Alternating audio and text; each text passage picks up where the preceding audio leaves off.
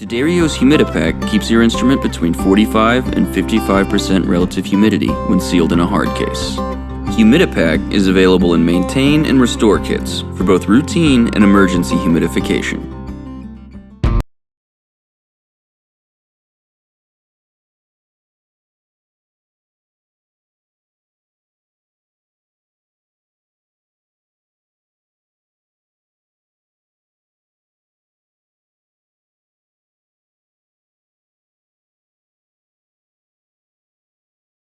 Hey everyone, this is Chris Keys for Premier Guitar, hanging out at the Grand Ole Opry House, the first time in Rig Rundown history, and first time in Rig Rundown history with Hozier. Hozier, how you doing? Yeah, very good. Good to see you. Thank you so much for talking to us about guitars and before your show here at the legendary venue. Yeah, the Grand Ole Opry. Thank you very much. What a treat. Thanks for joining us. Yeah, well, let's dive right into it. Let's talk guitars. What's on around your shoulder right now? Yeah, this is it's a 59 reissue of a Gibson 330. So I end up using this quite a bit. I find it's kind of between this and another 330 that we have.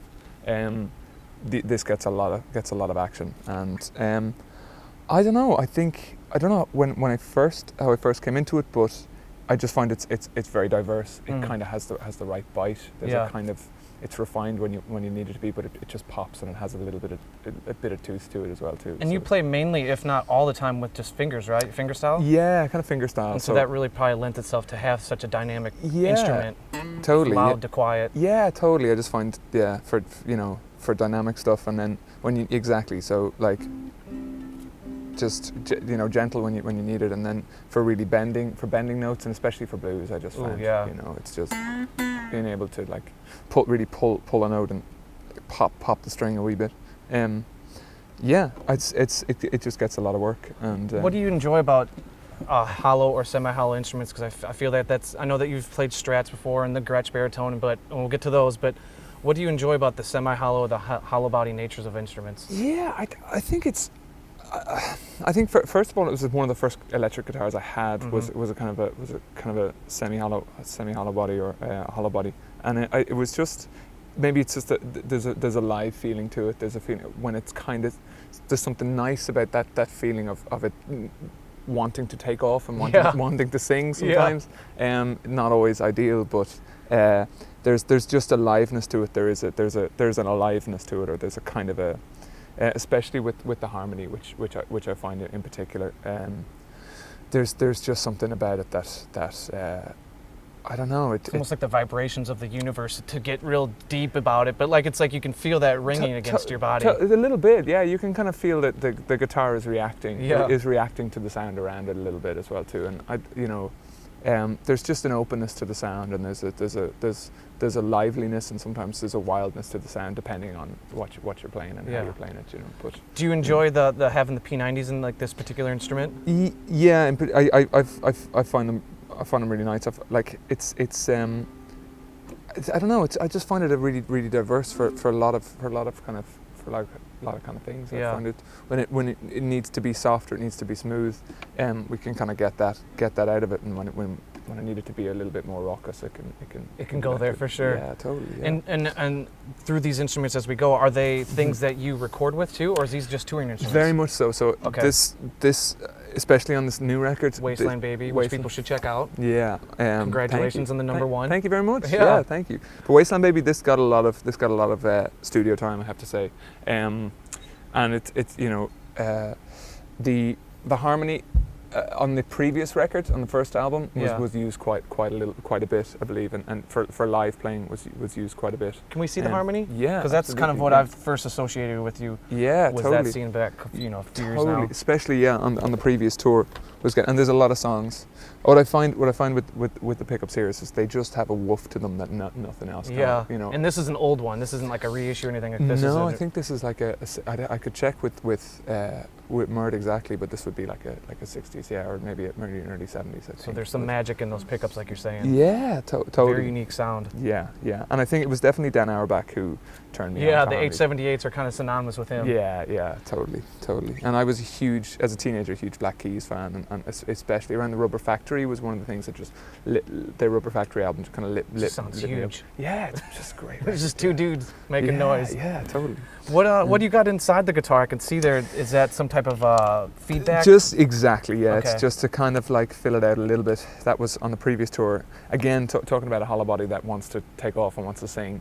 This in a fabulous way, it really does when you, and we keep our amps as far from the stage as makes sense, just to kind of keep a clean sound on stage and to prevent stuff like that. But the harmony in particular just wants to sing sometimes. And would you say that this is maybe more towards the first album material, or is it just more if you need a grittier sound, this is it, or how does this balance between 330 in terms of set list usage? Yeah, less. So there's a few songs that like Arsonist Lullaby and like a few kind of real like I think like Angel of Small Death in particular this would get a lot of work for more of the kind of rocky or stompier ones. There's some bark in that song. Totally, totally.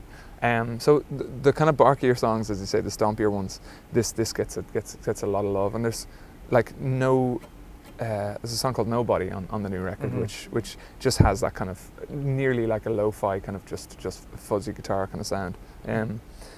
This just has it just does a job that nothing else that I have to my hands can do, And is this the instrument you would use live, or even recording with Jackie Ann Wilson? Jackie Ann Wilson is a baritone, actually. So well, it's perfect segue. Yeah, totally. So I think I initially, for Jackie Ann Wilson, I think I had never really played. I'm actually going to move him here. For Jackie Ann Wilson, I'd never really played a baritone before. Really? And then when I was recording it, I had a demo of it. Playing it in like E major, and that was way too high to sing, or it just was a really bad key to sing. And then a friend in a band back in Dublin, a friend called Stevie Appleby, who was in a band called Little Green Cars, he had this baritone that he'd had at home that he'd never really used, and I kind of borrowed it. I think this still might be the one, to be honest. So it's on video, he's gonna want it back. Yeah, exactly, yeah. And I borrowed it for the studio sessions with Rob for the first album, recorded Jackie and Wilson on it, and then just have kind of had it with me ever since, So it just I'd never really played or written on baritone, but it's just one of those things that I started to really enjoy it as I did. It's like every guitar wants to leans into the certain notes or certain play styles that just beg to be leaned into or just beg to be played. So it sounds like it's like whether it's instruments or a different type of, in this regard, a baritone instrument is inspiring almost to make new music or songs. Totally, yeah. And that's kind of the joy of having different guitars and exploring with different guitars. So something that you would play beautifully on another guitar just it doesn't react in the same way. It encourages you to play something slightly differently or in a different play style or whatever. But Jackie and Wilson, definitely. What are some other songs that maybe people might, if they see the baritone come out, what might they be expecting? I'm just trying to think. On Nina Cried Power and on Church as well too, on Take Me to Church, because they're slightly, we play them slightly just below. So rather than tune down an electric, sometimes I would play it on a baritone with a higher capo, rather than tune down electric to, let's say, D, or kind of D sharp or E flat. But so usually those two. But Jackie is really the main for me anyway. The main kind of song that I've written for the baritone. Yeah. Which is funny. You just recently performed with Mavis Staples. Nina Cried Power. That was a great performance with the baritone. Yeah. That was a treat. Yeah, totally. So let's move right along. What else have we got in the boat here? We have a Reso Dan. Yeah, and that's a custom instrument. Am I not? Okay. Yeah, and I wish I had more information. I have tried to find because it's always good to have a spare. Yeah. I've tried to find a spare of this. And myself and Murt have looked to the ends of the earth, and to the point where actually Danelectro themselves actually took this away for a while. Really? And I believe had a look at it and looked at its components and tried to make a few based on what this was, because we could not find one similar to it. That we found a lot of similar guitars, but nothing that really had the character that this does. And really love this. I love this guitar. How did you come to get it? I came to get it. It was in my uncle's house, hanging up. I don't know how. I must talk to him. My uncle Liam is a guitarist and like, a blues player. Loves blues music. And again, I think he gave me like my first electric guitar. But this was hanging up in his like den. He wasn't getting a lot of like, he wasn't playing it a huge amount, and he was getting rid of a few guitars, and he had such a collection, and I took a few off his hands, which was my first Strat, and then this guitar in particular, and it just became a kind of a really unique part of the sound on a lot of songs. So like Real People Do, and a lot of the folk stuff like In a Week, and on the first record, and then maybe a little bit on this record too. I'd have to think about layering and doubling. Yeah. But it just has a character to it that I haven't found. We haven't found on anything else. Well, Danelectros themselves have a unique character to them, Yeah. and then a resonator guitar have a unique character. But to combine the two is Yeah. It's sometimes like it's a unicorn almost. Totally, it's nice. Yeah. So like you'll see people like I think referring to it as a Resodan. Yeah. But I think it is a custom. I'm not sure where this was made or who did it, but I'd have to check with my uncle. But it was this sweet little find, and I have never found anything that does the job that this does, so I'm thrilled with it, And it looks like over in the last boat here we got like acoustics and your oil cans. Yeah, the oil cans, man. And I wanted to ask, like a song like To Be Alone, I've seen you perform that with the Strat, I've seen you perform that with an oil can, I've seen you perform that with a Takamine. Yeah.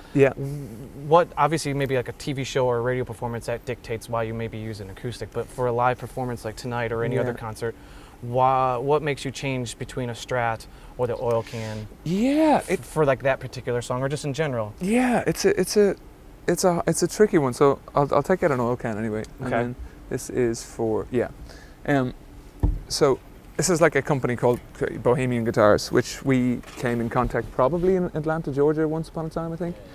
They had reached out. I was playing it on the Strat, I think, and that's the Strat is I do love the Strat. Again, it was like one of the first. Again, it was a guitar. That guitar in particular was one I got off my uncle. I think when I started playing this, it just had it's just a character, and and it was quite a diverse sound. I think originally we started playing it on a different Bohemian guitar possibly, but a different oil can. But I just found it was diverse.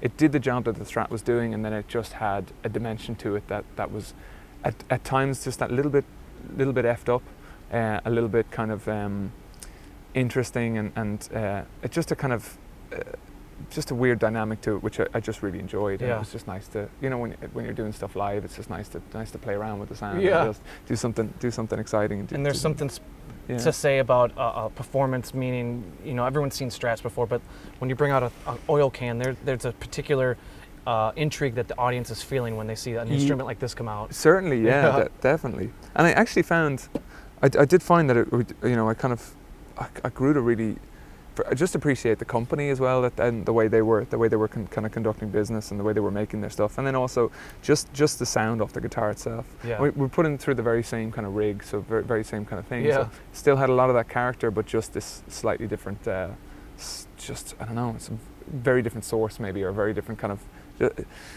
it wasn't too drastically different from what we wanted to achieve that the Strat did, but just that little bit different, Cool. with the oil can, for live certainly. Yeah. And then the Takamine. Do you ever have any issues? I've never played an oil can, so I don't know if to speak to any I'll show you this one. Eccentrics about it. Yeah. But does it have any feedback issues, or do you have to worry about anything, or when you're playing through a full rig of 2 amps and pedals and? Nothing.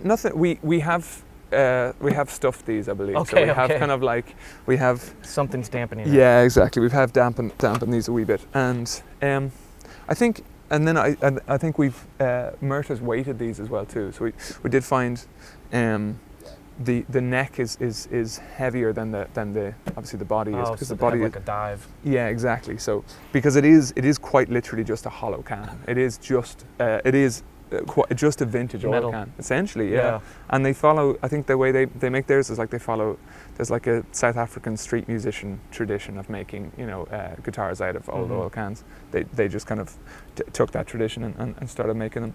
And it's all kind of, it's all recycled, like the straps that come in are seat belts and stuff like that. Oh, cool. Seat belts. And for every guitar they make, I think they plant a tree. So it's like, That's a company you can get behind. It was nice, yeah, totally. So yeah, we did do a bit of dampening, kind of weighted it as well too, just for ease and comfort, and making sure that it was kind of angled the way. But apart from that, nothing too. Cool.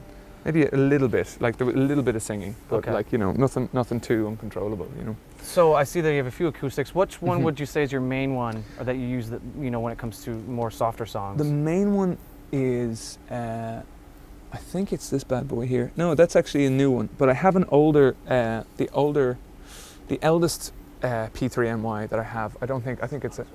It's on, yeah. So yeah, it's on the way to Australia at the moment. What do you look for in an acoustic guitar? What are your Oh my goodness! needs Sorry. as a guitar player?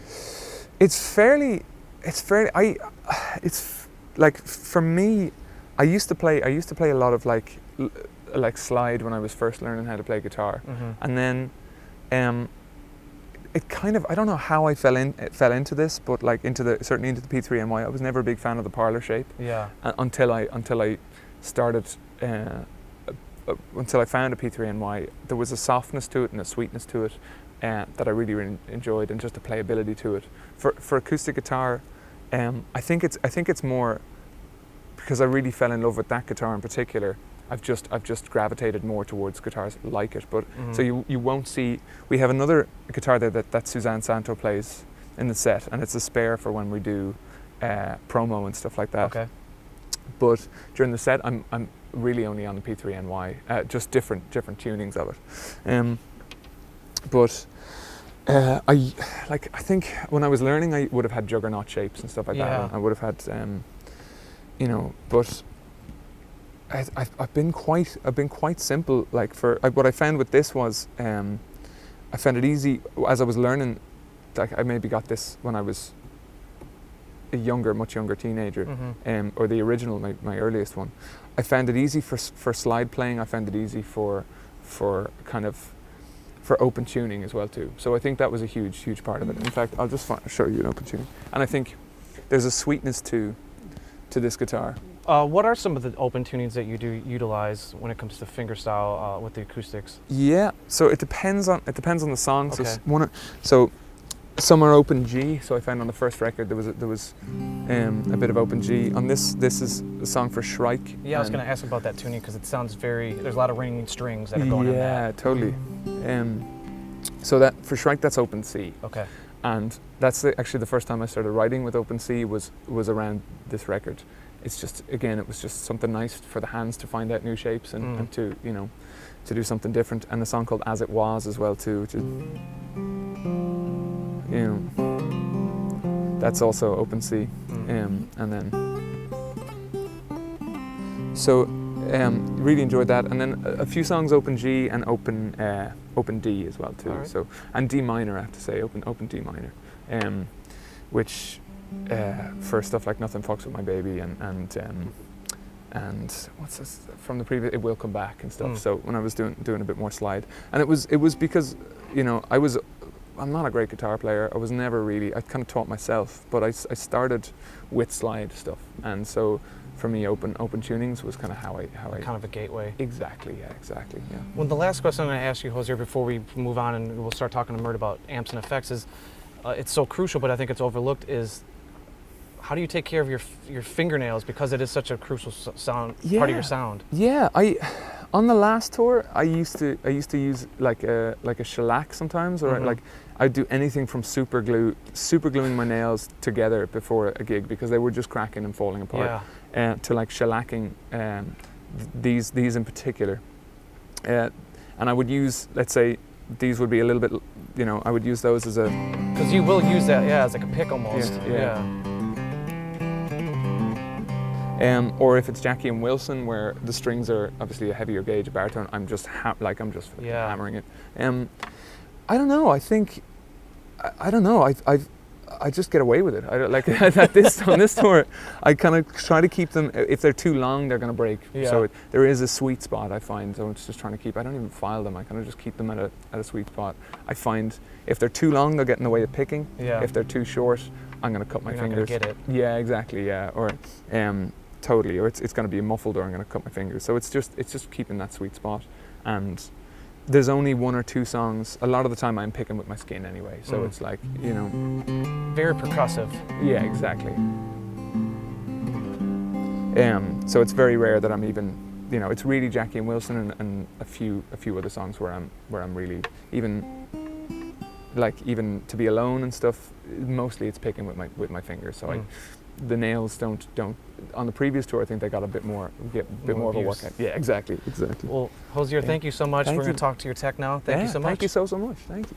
All right, everyone. We're here now with Murt, who we just got done talking with Andrew about his guitars. Now, Murt's the man behind the scenes, taking care of the amps and pedals. So, Murt, how you doing? That's very well. Thank you very much. Yeah. Thank you for talking with us, man. Pleasure to have you guys. It's a treat, not only at the Grand Ole Opry, but you guys allowing us to come backstage and hang out before the show. So I appreciate that. More than welcome. Yeah. So let's start talking business. Amps. What's Hozier using? Hozier at the moment you're using Vox AC30, the hardened handword. Okay. Vox AC30 handword. Okay. And Fender Basements 4x10s. And are they both running at the same time, or is it kind of like he switches between them, or is it dual? Both run same time all the time. Yeah. Okay. Yeah. And what does he like about the Fender, the EL84 versus the 6Ls? We get the grunt out of the AC30s, and we get the sparkle out of the Baseman. Okay. And it's yeah. And are you plugging into the normal channel, or are you using the top boost channel? We're just using normal channels. Okay. Yeah. And are they all 12-inch speakers? No, the AC30s are 12 inches, and then the Basemans are 410s. Okay. Yeah. And I noticed when I peeked back behind there, you guys had the aux running, and it made a splash at NAMM. But what, as a real-world user, what do you enjoy about using it? What we like about it is because everybody's on in-ears, it gives us the consistency of the same thing every day. I mean, when we were using microphones, you depending on the room, your positioning, where you get your amplifiers, if you're getting to get a big boomy space, or you're going to have to try and kind of deaden it down, and it was inconsistent. Whereas with these, we get the same thing every day, and we know, there's no need to change anything. Yeah. Really, you know what I mean? No guessing. No guesswork. Yeah. So now that he doesn't use reverb on the amps, I got to imagine he's got to have reverb on the pedal board. We use a couple of reverbs. The main reverb, which we run most of the time, is the Hall of Fame. Okay. And then for the bigger things, we use the Cathedral that he introduces every now and then.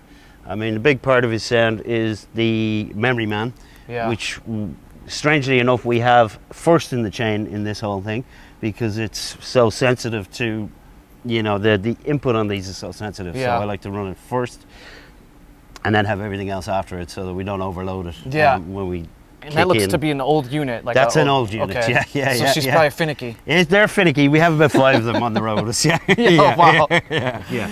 Cool. And so the Hall of Fame, is that set to a particular setting in that regard? It's just a plate. It's a plate. Okay. Yeah, just a plate reverb. Yeah. I mean, we use it as a kind of a short reverb, and just to kind of put a little sparkle on things. And then for the bigger thing, we use the Cathedral just for the longer reverbs and stuff like that. So, will that get stacked on top of the Hall of Fame, or is it the Hall of Fame's off? It's either one or the other. Okay. Yeah. Okay. Yeah, the way we run it. Yeah. Well, walk us through what else you got going on here. What else we got going on here? Mainly, a whole load of distortions. I mean, Andrew's big thing is it's either really clean or overdriven. So dynamics. Dynamics. So we have the Mud Honeys, which are a favorite. And the reason I have 2 of them is because with the Bradshaw system, I can only have one channel on one loop, so we have, channel 1 and channel 2. We use them over 2 loops on the Bradshaw, so that he gets the option of having both sounds. Okay. And then we have an Alberta, which is more of a bluesy kind of overdrive, which we use with the oil cans and those type of guitars. And then we have an OCD, which is a new pedal that we've introduced, which is becoming very much a favorite. An old Big Muff as well in there, just for kind of lines and stuff like that. Yeah, I was gonna like one song I particularly I hear live that he really has some overdriven tone is like Jackie and Wilson. Jackie and Wilson. Something that's a tube screamer. Okay. Yeah. And is that something that's more like a taste thing, or is the tube screamer always kind of pushing the amps? Or is it kind of like in between?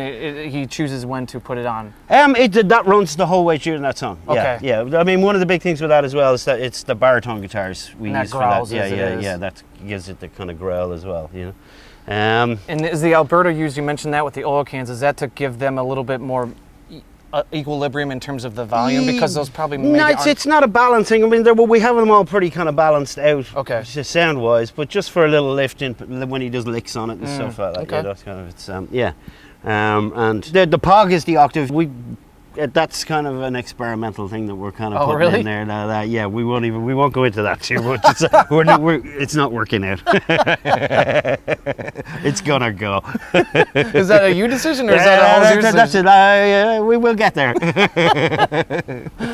It will be an hour decision eventually. Gotcha. and the fuzz is just mainly kind of when he's really feeling kind of go for really raunchy rock. Yeah. Somebody, yeah. I mean, he doesn't rock out really, you know.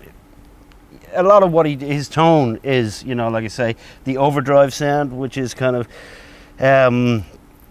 it's hard to describe, really, you know. You just got to experience it. You got to experience it. There you go. Yeah. To And love it. I see the small little 2 boxes. I believe those are exotics. Are those Yeah, just the boosts? exotic line boosters. Yeah, we use those on the clean sound just to lift them when he's doing little kind of, you know, fingery parts, you know, and stuff like that. We use one which has the vintage set in it, and then there's a little dip switch inside that you can swap them between vintage and default, which is their more modern sound.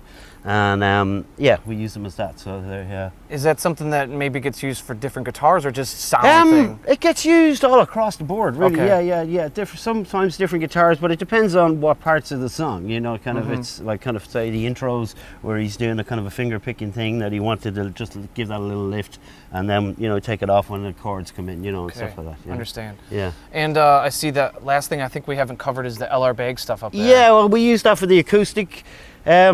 This is the acoustic guitar LR bags, which we just we run this through the Bradshaw as well, so that means we can use the same. We don't use wireless or any of that stuff. It's all cables, so I can use the same cables for the electrics and the acoustic, and we just have a switch on the board which brings up the acoustic.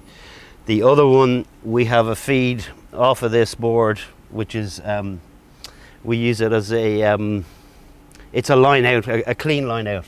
That's to the front of house. To front of house that he keeps for record.